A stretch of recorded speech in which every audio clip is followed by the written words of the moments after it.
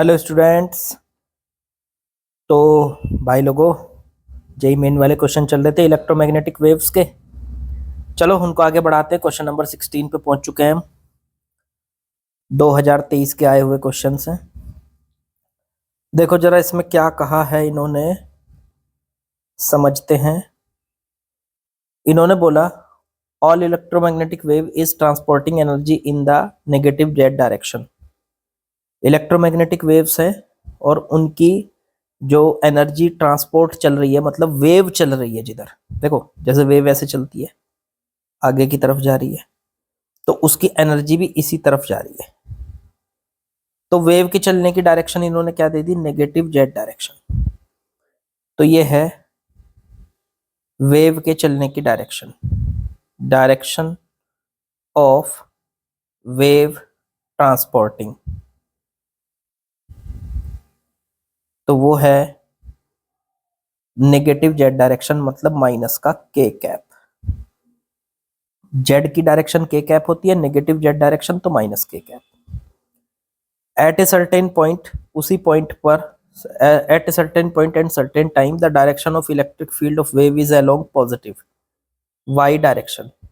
इसमें कहा है किसी टाइम पे वेव की जो इलेक्ट्रिक फील्ड की डायरेक्शन है, direction of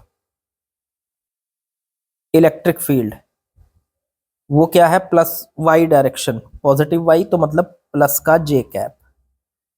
what will be the direction of magnetic field of the wave at that instant. Magnetic field की डायरेक्शन पूछी है, डायरेक्शन ऑफ मैग्नेटिक फील्ड, तो वो पूछी है क्या होगी। तो भाई साहब आपको इसमें एक फॉर्मूला पता होना चाहिए। जो वेव की डायरेक्शन होती है, ई एम वेव डायरेक्शन, वो क्या होती है, ई क्रॉस बी होती है। अब ई एम वेव की डायरेक्शन मुझे के कैप पता है, ई की डायरेक्शन मुझे जे कैप पता है प्लस का, तो बी की डायरेक्शन क्या होगी। अब सोचो किस किस को क्रॉस करके के कैप आएगा माइनस। तो मुझे ये पता होना चाहिए कि जे को जब मैं जे कैप को आई कैप के साथ क्रॉस प्रोडक्ट करूंगा तो माइनस का के कैप आता है। ये बात मुझे पता होनी चाहिए। तो जब मैं जे का क्रॉस आई के साथ करूंगा तो के कैप आएगा। इसका मतलब बी की जो डायरेक्शन आ गई वो क्या आ गई, आई कैप। आई कैप का मतलब, आई कैप कौन सी डायरेक्शन होती है, पॉजिटिव एक्स डायरेक्शन। तो ये फॉर्मूला आपको याद होना चाहिए, बस इसी फॉर्मूले पे सब कुछ है कि जब भी इलेक्ट्रोमैग्नेटिक वेव की चलने की डायरेक्शन या उसके एनर्जी के चलने की डायरेक्शन निकालनी है तो आप ये फॉर्मूला लगा सकते हैं, ई क्रॉस पी। बिल्कुल आसान। चलो आगे बढ़ते हैं। चलिए बच्चों नेक्स्ट क्वेश्चन में आते हैं। ये भी 2023 में आया हुआ है। एक आपको मैचिंग लिस्ट दे रखी है, उसमें मैच करना है कौन किसके साथ है। पहला है Gauss law in electrostatic. Electrostatics का गॉस लॉ आपको पता है, E dot D A equals to Q बटे epsilon naught. E dot D S, या ये हो गया इससे मैच। ठीक है, देखो ये होता है गॉस लॉ, पता है ये तो यार आपको। फैराडे लॉ, फैराडे लॉ क्या था, तो वो था सर, फैराडे का लॉ था हमारा ईएमएफ। ये था EMF E is equal to D phi B बटे डी टी, वो भी माइनस में। अब इस ईएमएफ मतलब वोल्टेज को हम ई डॉट डी एल भी लिख सकते हैं। तो ई डॉट डी एल का इंटीग्रेशन बराबर माइनस का डी फाई बी बटे डी टी। तो ये कहीं दिख रहा है आपको, ये रहा फर्स्ट। तो फैराडे लॉ पे गया फर्स्ट। चलो Gauss law in magnetism, magnetism का गॉस लॉ, मैग्नेटिज्म का गॉस लॉ ये होता है B dot D A is equal to zero. और Ampere circuital law, Ampere circuital law ये हो गया थर्ड। तो बस ए तो गया फोर्थ के साथ, और फिर बी गया फर्स्ट के साथ, सी गया सेकंड के साथ, और डी गया थर्ड के साथ। तो A fourth, B first, C second, D third, option A is correct. ये जो है ना चारों, ये मैक्सवेल की चार इक्वेशन ही तो है। अगर ये पता है तो बस फिर तो कुछ दिक्कत ही नहीं, बल्ले बल्ले। चलो आगे बढ़ते हैं। चलिए नेक्स्ट क्वेश्चन में आते हैं बच्चों। इसमें देखो क्या दिया है इन्होंने। इन्होंने कहा है E and K represent electric field and propagation vector of EM waves in vacuum, then magnetic field vector is given by. देखो ये अगर फॉर्मूला आपको डायरेक्ट पता है कि मैग्नेटिक फील्ड जो वेक्टर होता है वो K क्रॉस E बटे में ओमेगा होता है। अगर ये आपको पता है तो फिर कोई दिक्कत नहीं है,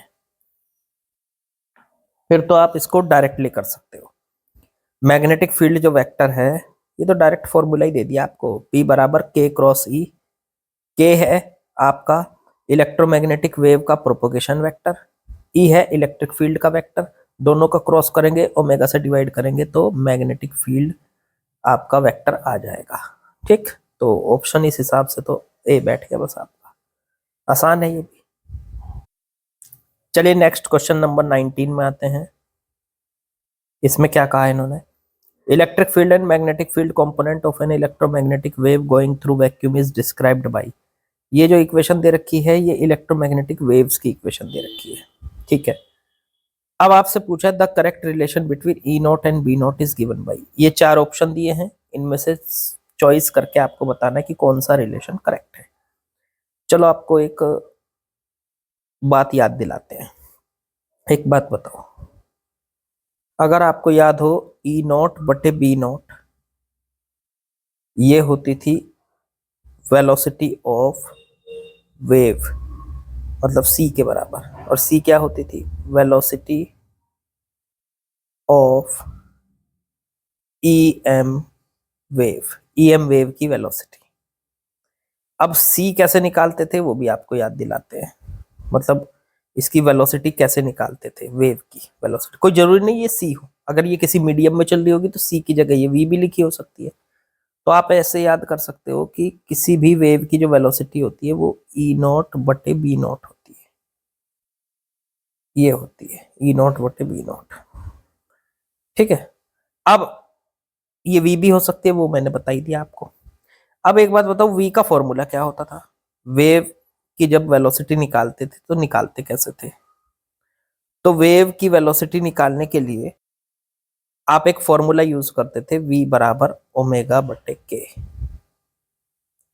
यहाँ पे ये ओमेगा जो था वो तो t के साथ जो मल्टीप्लाई में आता है उसे ओमेगा कहते हैं, और जो यहाँ पे z के साथ आ रहा है इसे k बोलेंगे। तो इन दोनों का जो रेशो है वो वेलोसिटी है वेव की। अब वेव की वेलोसिटी v ओमेगा बटे के हो गई, इसको उठा के यहाँ रख दो, ये आ गई ओमेगा बटे के बराबर ई नॉट बटे बी नॉट। इनको आपस में क्रॉस मल्टीप्लाई कर लो तो ये आ जाएगी के ई नॉट बराबर ओमेगा बी नॉट। यही बच्चों हमारा आंसर हो गया, बिल्कुल आसान। तो K E naught omega B naught. Option check कर लो कौन सा बैठ रहा है, ऑप्शन चेक करके देखो कौन सा बैठ रहा है, तो ऑप्शन ए इज करेक्ट। चलो आगे बढ़ते हैं। चलिए नेक्स्ट क्वेश्चन में आते हैं बच्चों। तो इसमें जो है आपको मैचिंग लिस्ट दी है एक, और इनको आपस में मैच करना है। चार तरीके की वेव दे रखी, माइक्रोवेव, अल्ट्रावायलेट, एक्सरे, इंफ्रारेड। आपको याद होना चाहिए, क्या याद होना चाहिए, तो उसके लिए जरूरी है आपको इनका एरिया याद होना चाहिए, इनकी रेंज याद होनी चाहिए। देखो बीच में होती है विजिबल लाइट, विजिबल लाइट जिसकी रेंज होती है 400 नैनोमीटर से लगभग 700 नैनोमीटर के बीच। ठीक, ये आप समझ लो 400 नैनोमीटर से 700 नैनोमीटर के बीच। फिर इसके बाद आपकी विजिबल लाइट से पहले होती है बच्चों 400 से कम, 400 से लेके 1 नैनोमीटर तक। ये जो लिखा हुआ है 400 से 1 नैनोमीटर तक, मतलब आप ये 1 नैनोमीटर से 400 तक कह सकते हो, 400 नैनोमीटर तक। ये जो रेंज है विजिबल लाइट से जस्ट पहले पड़ती है अल्ट्रावायलेट, तो ये अल्ट्रावायलेट की रेंज हो गई। ठीक, अब 1 नैनोमीटर से भी छोटा, 1 नैनोमीटर से और 10⁻³ नैनोमीटर, मतलब 10⁻³ नैनोमीटर से 1 नैनोमीटर तक, ये जो रेंज है ये रेंज हो गई। उससे भी कम, अल्ट्रावायलेट से पहले आता है एक्स रेज, एक्स रेज। तो ये हो गई भाई साहब आपकी एक्स रेज की, ठीक है। फिर अब अगर आगे बढ़े, 1 mm है ये, एन लिख दिया, ये 1 mm है ये, 1 mm। 700 से 1 mm तक विजिबल लाइट से आगे चले जाओ तो आपको मिलेगी इंफ्रारेड। तो यहाँ पे 700 से 1 mm तक, मैं यहाँ लिख देता हूँ नीचे, 700 mm नैनोमीटर से 1 mm तक फिर मिलेगी विजिबल लाइट के बाद इंफ्रारेड, इंफ्रारेड। तो इसका मतलब इंफ्रारेड की रेंज आ गई ये 1 mm से 700 तक। और फिर उससे भी आगे मिलती है 1 mm से लेके और 0.1 मीटर तक, उससे आगे मिलती है हमको माइक्रोवेव, माइक्रोवेव। तो ये आ गई सीधी माइक्रोवेव। लो जी, ये बन गई आपकी। इसका मतलब ए का तो फोर्थ के साथ है, फिर बी का फर्स्ट के साथ है, ए का फोर्थ के साथ, बी का फर्स्ट के साथ, ए का फोर्थ, बी का फर्स्ट, ए का फोर्थ, बी का फर्स्ट। इससे आगे देखो, सी वाला सेकंड, सी वाला सेकंड, सी वाला थर्ड। तो ये ऑप्शन हो गया, option number B. Option B is correct बच्चों, बिल्कुल आसान।